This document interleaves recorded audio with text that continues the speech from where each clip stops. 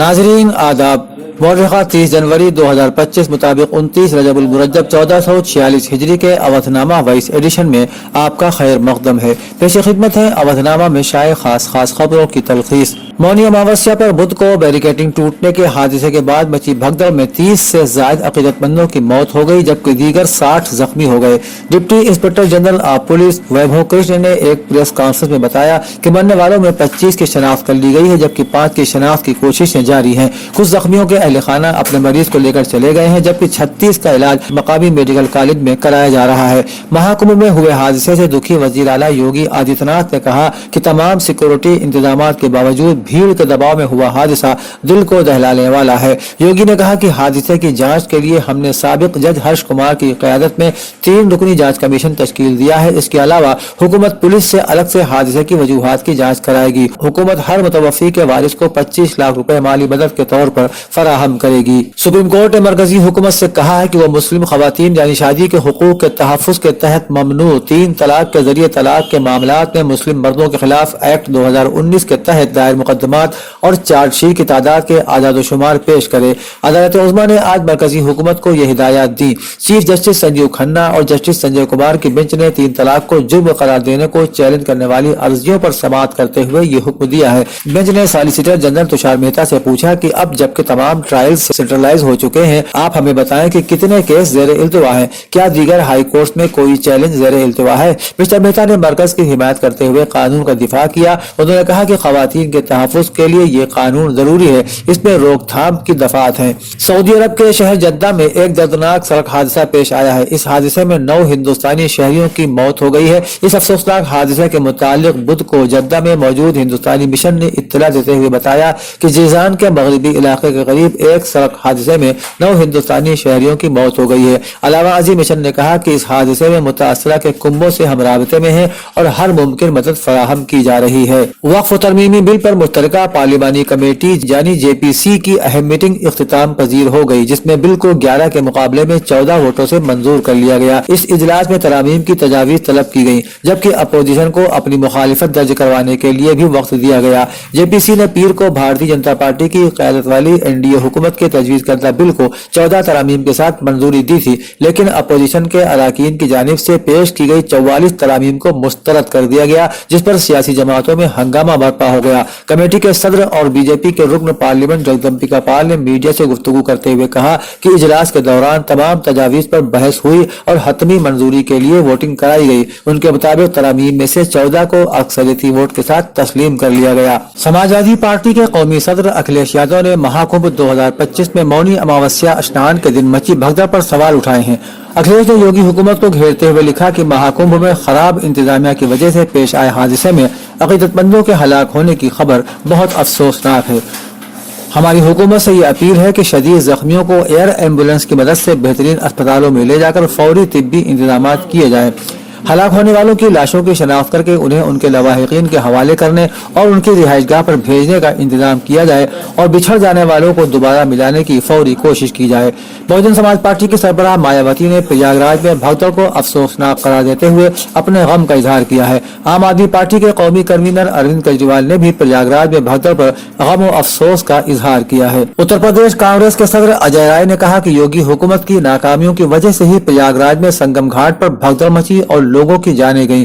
दिल्ली प्रदेश Congress headquarter में नामानिगारों से खिताब करते हुए मिस्टर राय ने कहा कि भारतीय जनता पार्टी हुकूमत प्रयागराज में महाकुंभ के इनेकाद में पूरी तरह से नाकाम रही है। उन्होंने कहा कि महाकुंभ में VIPs को मुनासिब इंतजाम मिले होंगे, लेकिन आम लोगों को सिर्फ और सिर्फ मसाइल का सामना है। उन्होंने कहा प्रयागराज कमिश्नर भगदड़ के इम्कान की पेशगोई कर रहे थे और इंतजामिया को मालूम था कि भगदड़ हो सकती है, लेकिन उसके बावजूद योगी हुकूमत ने उससे निमटने के लिए कोई तैयारी नहीं की। मौजूदा वक्त में मदारिस के फारिगीन को जिन मैदानों में आगे आना चाहिए, उनमें एक अहम मैदान कानून का है। इस्लामी कानून के साथ मुल्की कानून पर अच्छी वाकफियत रखने वाले उलमा मुल्क मिल्लत की बेहतरीन खिदमत कर सकते हैं। ऐसे उलमा ही इस्लाम और मुसलमानों की सही तर्जुमानी भी कर सकते हैं।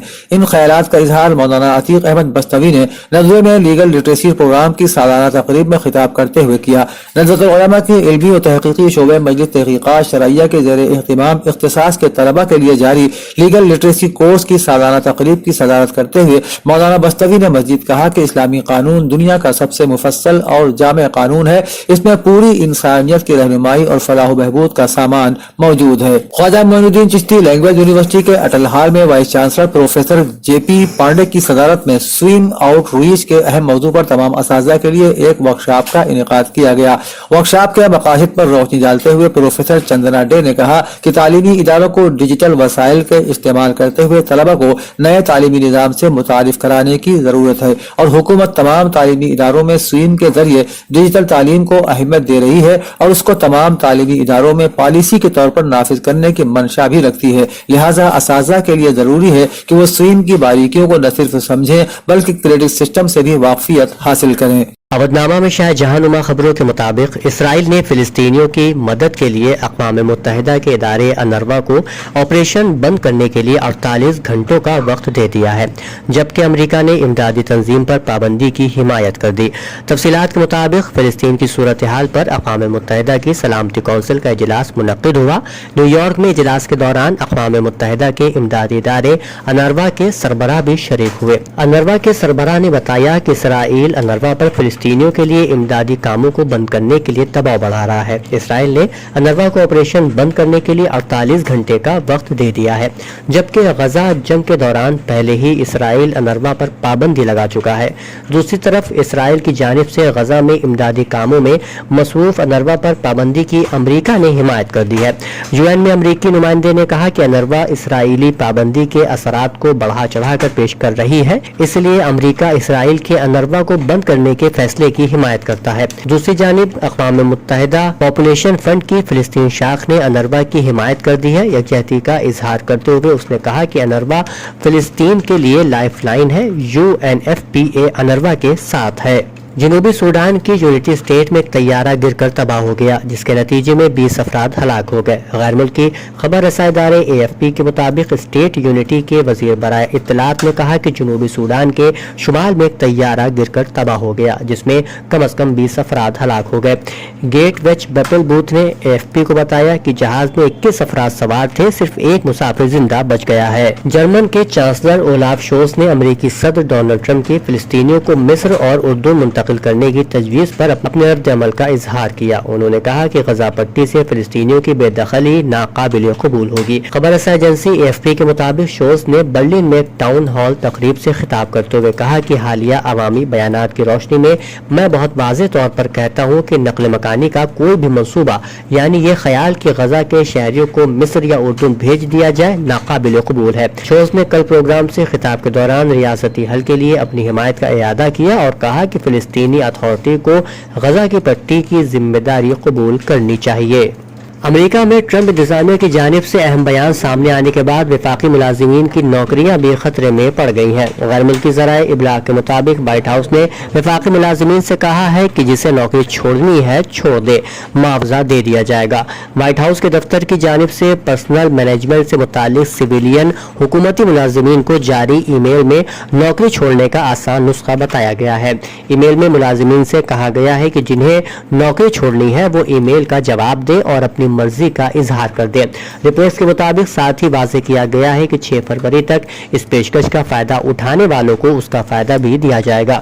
مینجمنٹ کے ترجمان نے وضاحت کی کہ یہ پیشکش تمام ملازمین کے لیے نہیں ہے۔ ارنا کے مطابق صہیونی حکومت نے جنوبی لبنان کے قصبے عدیسہ کے داخلی راستے پر لبنانی شہریوں پر اسرائیلی فوج نے حملہ کیا، جس کے دوران ایک شخص شہید اور 7 زخمی ہو گئے۔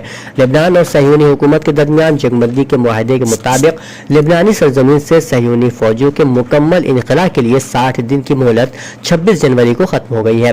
جب سے لبنان اور اسرائیلی حکومت کے درمیان جنگ بندی کا معاہدہ عمل میں آیا ہے، اسرائیلی فوج نے کئی بار جنوبی لبنان پر حملے کیے ہیں اور لبنانی پناہ گزینوں کو ملک کے جنوبی لبنان میں واقع بعض قصبوں اور دیہاتوں میں واپس جانے سے روکا ہے۔ اودنامہ میں شائع مضامین کو مکمل طور پر پڑھنے کے لیے اودنامہ کی ویب سائٹ www.awadnama.com پر وزٹ کریں اور ای پیپر پر کلک کریں۔